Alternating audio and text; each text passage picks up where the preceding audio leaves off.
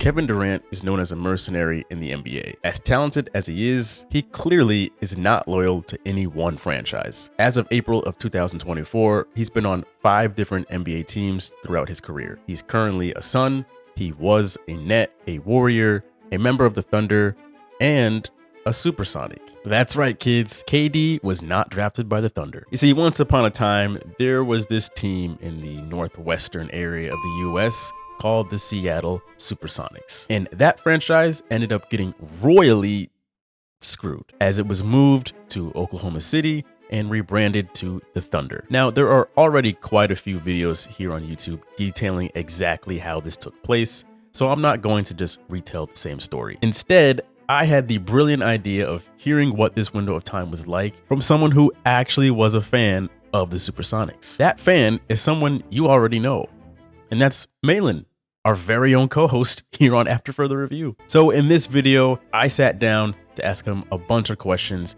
about the Supersonics before, during, and after their move to OKC. Well, not really so much after, but enjoy. All right, you ready to go? I'm ready. Cool. All right, Malin. Malin is our resident Seattle sports fan. And of course, that would be the Supersonics, even though they're not around anymore. We're going to dive in and unpack what your experience with the franchise was like. A lot of this has been shoved deep. This is stuff that's like in your feet kind of feelings. So let's just start with what your earliest memory of the Sonics was. Man, I mean, I was born in 81. So I missed when Seattle won their one and only championship in the late 70s. They went twice, lost to the Bullets in 7 on 1, came back, met the Bullets again, 1 and 5. So I was too early for that, or too late for that. And then they had a couple other years of runs before they, fell to the Lakers in the early 80s. But what I really remember is the man they called the X-Men, because that was really big in the comics too. And his name was Xavier McDaniels. And you think of somebody like an enforcer, like a Bill Lambier, except black and more athletic. That was Xavier McDaniels. Like he was a bully. That's really what I remember the most about that late 80s jerseys were amazing. The appreciation that people had for the Sonics, because at that point, Seattle, the Seahawks hadn't done anything. The Mariners damn sure hadn't done anything.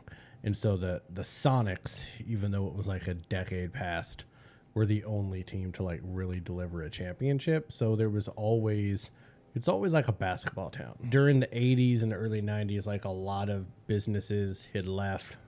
It wasn't necessarily a good area.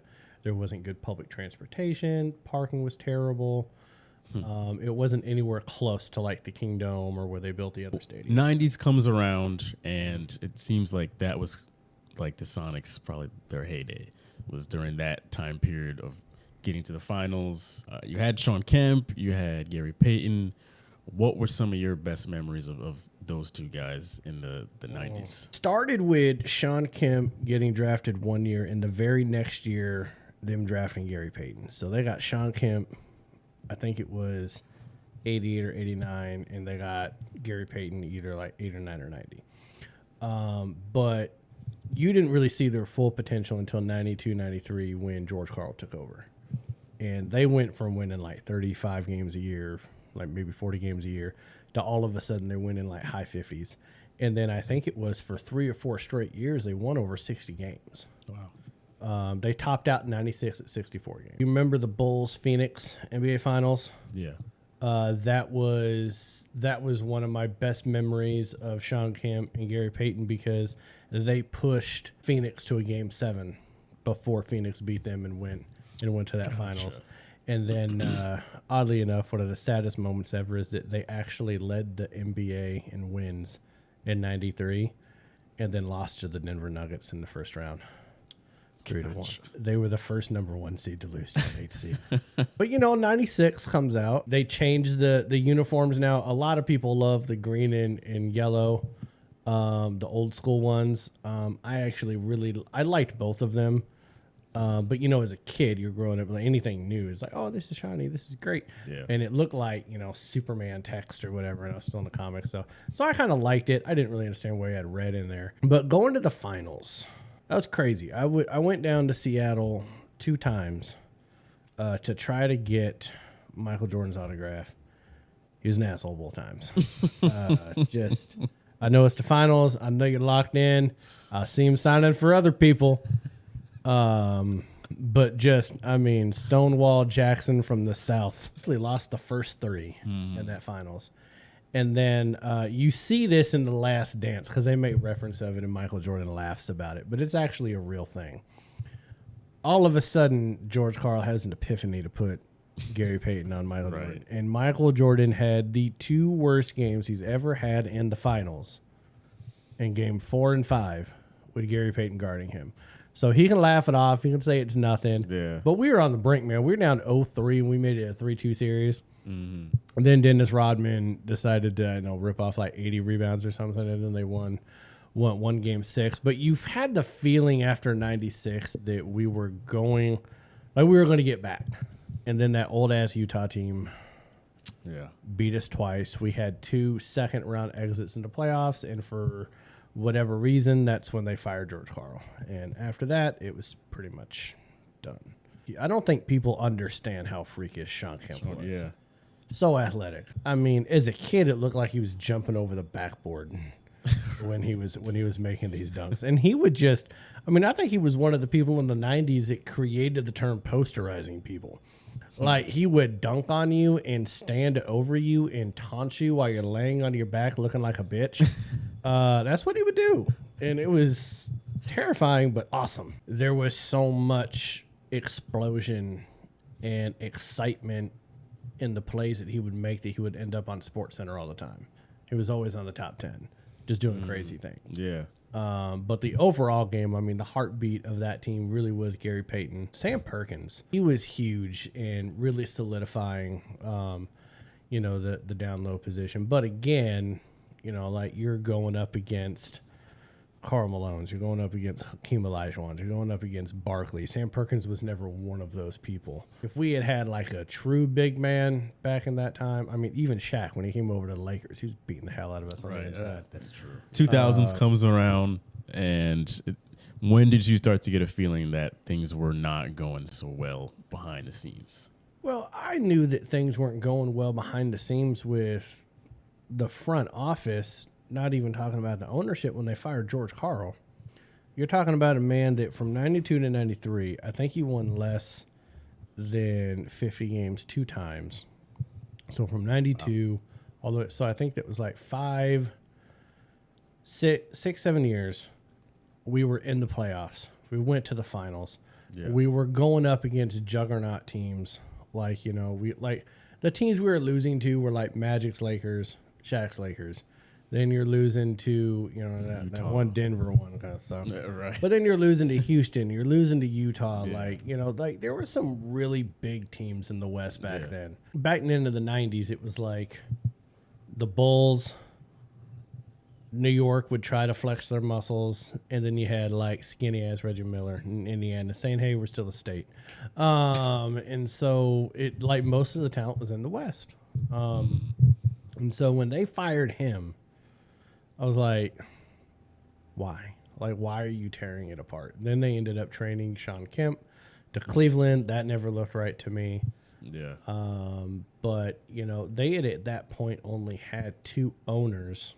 But he just decided, hey, the team's probably never going to be more profitable than it is right now. I'm going to go ahead and sell. Howard Schultz, when he bought the franchise, I was excited when he bought it because he was a local guy. We're someone that went through the mid-90s where someone tried to move the Seahawks to L.A., and we had to have Paul Allen come in, a Seattle guy, and buy them and keep the Seahawks in Seattle. So when Schultz bought them, you really had this idea. It was like, okay, well, the Sonics are staying for good. This guy built Starbucks. Right. That's about as Seattle as you get. Mm-hmm. And so I was excited about it, but at the same time, they weren't winning.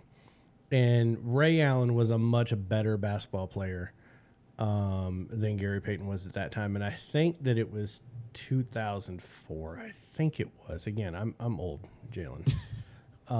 It was either 2004, 2003, 2004, 2005. One of those years. That was the last time they went to the playoffs. And that was with Ray Allen and Rashard Lewis. Well, I want to make sure I say it Rashard Lewis, not Rashard Lewis. I haven't heard that name in a minute. Number 7. Hey, he had a lot of potential. Right. Was Key Arena that bad in that time frame? No, it was, as a fan going, it was fine. As an owner, I could see why they wanted something else. Because it had the smallest seating capacity of any arena in the NBA. It didn't even have 18,000 seats. I think it was like 17,800. So not even 18,000 seats. Everyone in the early to mid 2000s was trying to get those luxury box seats. They were trying to do those renovations. You couldn't do that in Key Arena at that time because you already had the lowest seating capacity of any arena. It wasn't terrible for a fan experience. It was still a good arena, but for ownership, I could understand why they're seeing all these other people opening these arenas, people making so much more money than them now. Yeah. And you know, whether you believe him or not, Howard Schultz says he was losing money. I think you can fudge documents. I don't know how you lose money on a professional sports franchise. I think you're just not making as much as the other people. Yeah. But you know, he wasn't making the money he thought that he was going to make. It never really looked like he loved being an owner, or like the Sonics were really it for him. I think it was more of like maybe I can make some money on this and become more of a fan favorite to the city. Before Howard Schultz tried to get the city of Seattle to fund a new stadium, the city had already given the Seahawks new stadium and the Mariners new stadium, right? So they were asking for, it was a lot of money. It's like over $200 million, I think they were asking for to get the stadium built. Do you think that Howard Schultz and David Stern were in the right in that time period for asking for that amount of money? Well, I think you are, because the city had already set a precedent for giving money to build stadiums. And keep in mind also, the Sonics, again, are the only professional sports team that had won a championship up till then. This was before Seattle went on the run with Holmgren. This was after the Mariners in the 95 season. But keep in mind, I think I'm 42 years old. The Mariners have made the playoffs 5 times in my life. Wow. And I am a diehard Mariners fan, but they are... Well, now they're only about half of the reason why I'm sad as a human being. I have other reasons. But for a good majority of my life, they were a comfortable 75-80%, just constantly underachieving. You know, I never pulled a Shaq and started rooting for a winner. I just decided, you know what, this is my squad. But yeah, so here's the Sonics. They're like, okay, well, the Mariners haven't really done anything. You know, like they made the playoffs, so the city built them a new ballpark because they made the playoffs like 2 years in a row. Yeah, it wasn't even 2 years in a row. I think it was 95 and 97, and I think they made it in 98 too, but they opened up in 98. Then you're like, well, Seattle had been good in the 80s, but they were terrible in the 90s, just god awful in the 90s. Just that's why they changed their uniform. I believe it to this. They needed a rebrand. They're like, we need to get away from this. So you reward a decade of ineptitude with a new stadium. Now you have the Sonics that have been playing in a venue that was built in the 60s. Meanwhile, you imploded the Kingdom that was built in the 70s.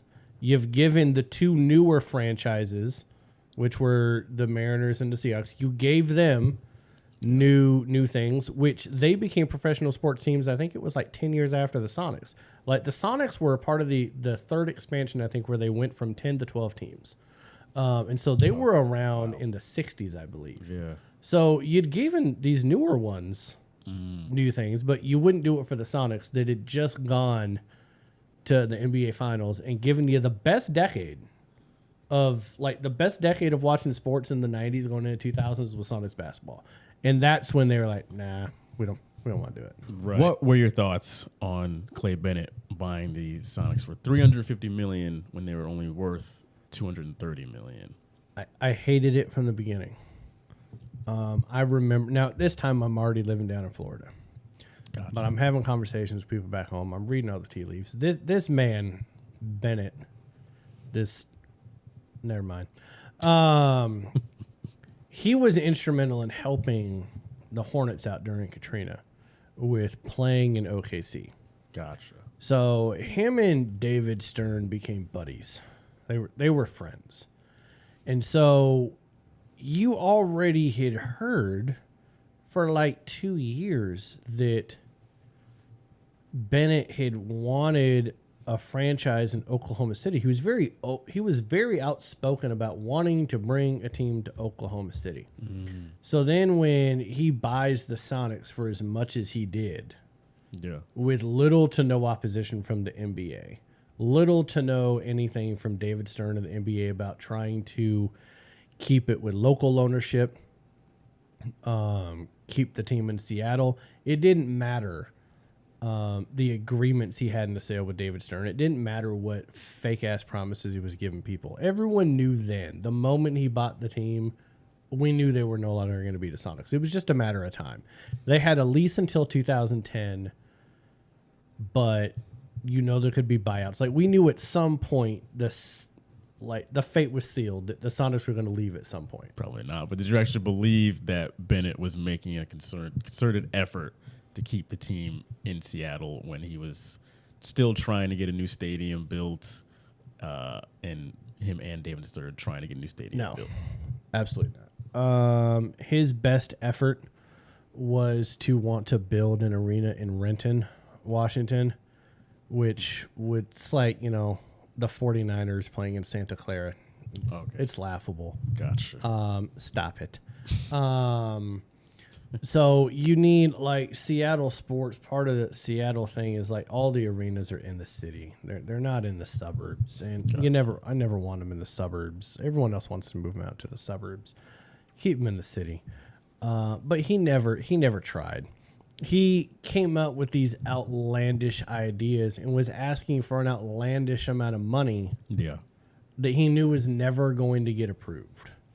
Even Steve Ballmer at one point was like, hey, I'll pay half of the money. He wasn't even an owner, but he was like, I'll put up like $100 and something million to help with the renovations and he was like, no, that's not enough. We need more public money. If you're going to put $100 something million in there, that's going to come out of my share. So I'm paying less. The public needs to, that's like what it was, man. It was insane. So he never won him. And then you had leaked, you had one of the minority owners doing an interview in Oklahoma City, like about 4 months after they bought the team, a minority owner out there saying that, the intention all along is to move them to Oklahoma City. So much so that the NBA fined him $250,000 for making that comment. David Stern's like, you dumbass. Like, we have this all set up. Right. Then your dumbass has to go on and like make it real. Even Howard Schultz tried to sue Bennett and them for he tried to get the team back because he realized what a bad situation he put the basketball team in. And he also selfishly knew what a bad stain that was going to leave on him with them leaving. So he tried to get him back. He tried to sue. The NBA basically threatened him that if he sued and won, that he wouldn't get the team back, but the NBA would have to take control of the team because it would be in such dire straits and would potentially like ruin the team and they would have to fold. And I'm like, well, the Hornets didn't fold. Like, what the hell are we doing here? Shortly after that, though, you guys do draft KD. What were your thoughts on picking him up and having him for just 1 year, right? It was his rookie year. He was coming out of Texas. I'm really glad that we drafted. Well, actually, hindsight, I wish we drafted Greg Oden because then Oklahoma would have had Greg Oden. Like, our feelings at that point was like, it's done. So it was kind of like twisting the knife wound because as a fan, you know your team is leaving, yet you see the potential because they just landed a superstar that everyone knew he was going to be the best player in that draft. Yeah. Greg Oden was going to be in a walker by year 4. Everyone knew it was going to be Kevin Durant. Yeah. And then you add insult to injury by drafting Russell Westbrook, or they're wearing the Sonics hats. Yeah. And then the next year you draft James Harden. Like when they went to the finals against the Heat, only time I've ever rooted for the Heat in my life. I was like, LeBron, I wish that you would stomp them so hard into oblivion. And the greatest thing happened though is that the Heat stole their soul. They did. They were one of the up and coming teams. It was one of those, if not that year, at some point that Thunder team was going to win a championship. Right. And that Heat team just snatched their identity and their soul from them. And I loved it because they were never the same ever again. They got rid of Harden, which was a mistake. They should have gotten rid of Westbrook because Harden was the better player. He was just in waiting. I'll always believe that. And you know, then you had the discord between Westbrook and Durant. And I mean, I loved it. Get your popcorn ready. I was there for the dysfunction. I think they have the ugliest uniforms in sports. I think they have the cheesiest name in the worst city with the worst owner. The fact that they wear the gold tab on the back of their jersey signifying that they won a championship. Stop lying. Like, that was the Sonics. That wasn't you. Right. Like, I know you technically own the name in the history. Shut up. Yeah. Like, you did not win that. You know, the Thunder come around in 08, 09. Yeah. And they very quickly become title contenders. So quick. I was either a freshman in high school or like 8th grade, and by the time I was about to graduate, they were in the finals. Hurtful. How much did that just piss you off? I say that I want them to go 0-82 every year. 0-82. In fact, if you want to throw the preseason games in there too, lose all those. Summer league games, can them. I don't ever want them to see success. I mean, SGA, whatever. Go someplace else. When your next contract, don't sign the Supermax. Have some pride. Understand that you're working for a thief. And go play for a legitimate team. Right. And get out of that ugly-ass uniform. I think it's very interesting that they had that initial young core of Harden, Durant, Westbrook. And they end up losing all of them. Obviously didn't win a title, but the fact that they now have built an entire new young core in the 2020s, do you give them credit for the impressive drafting? I don't, because you have to be incredibly bad to be able to draft well. The only thing that they're better at is Philly, because for all of Philly's trust the process, terrible at drafting. Right. Good God. I mean, yeah. out of the whole process, Embiid's the only one you got. Right. God. I think the process lasted almost a decade. Right. Yeah. And you had the number one pick several times. Kept drafting the wrong people. You drafted someone that doesn't even like basketball, Ben Simmons. Seattle minds, right? It's not like you're drafting a Russell Wilson in the 3rd round. Like the people you got were supposed to be good. Right. They just happened to actually become good. What's one big misconception you think surrounds the Supersonics? I want people to know that the fans wanted the team in Seattle. I think the apprehension of building a new arena or doing other things was because the city officials in Seattle and in Washington, for that matter, are just god fucking awful. You're elected to represent the people, yet they never represent the people. They represent their own interests and the special interests and the lobbyists that pay them. They're all crooked. There's a special place in hell for most of them. They have blocked us building new arenas to get the Sonics back in the past when Seattle is like, we want this arena deal. There was a man named Chris Hansen that was wanting to buy a team, relocate Sacramento, and he was going to build an arena right next to Lumen Field and T-Mobile Park. It was right there. And the city was like, nah, we'd rather spend a lot more money to renovate the Seattle Center that's now Climate Pledge at the Kraken play-in. They spent more money to renovate that because that is city-owned. And they didn't want a private arena. They wanted to be able to get revenue themselves. They helped themselves out. Gotcha. Instead of like helping the fan out. And so the misconception I think it would be is that the fans didn't want an arena built, or the fans didn't want the Sonics built, or the Sonics to stay. They wanted an arena. I don't think they would have minded helping pay for it, but there was so much backdoor things in the other two stadium builds. Yeah. That the taxes were getting higher and higher at that point, that I think it was hard to push anything through back in like 2005, 2006. But the fans definitely loved the Sonics and they wanted them to stay. Do you see the Sonics or an NBA team returning to Seattle in the near future? Yes. I do think that, and you hear reports about this all the time, that the NBA is going to relocate, or is going to expand. Yeah. The two favorites, Seattle and Vegas. I think that it will happen. I think that they'll probably announce by, maybe this summer or next summer. And hopefully by like 2027, 2028, you're going to see a team back in Seattle. And two things. If they don't, I'm pretty sure Silver will die.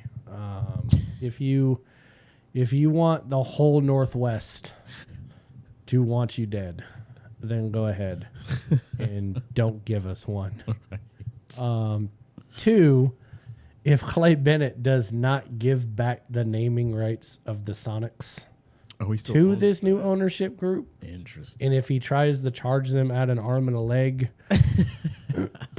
I'll start doing some studies on private planes. I'll find some hydraulic hose somewhere. Would you settle for a new name, or would you want? No, it needs to be the Sonics. Clay Bennett, kiss my ass. Good riddance. Well, Malin, Yes. it's been real, my man. Give me my Sonics back.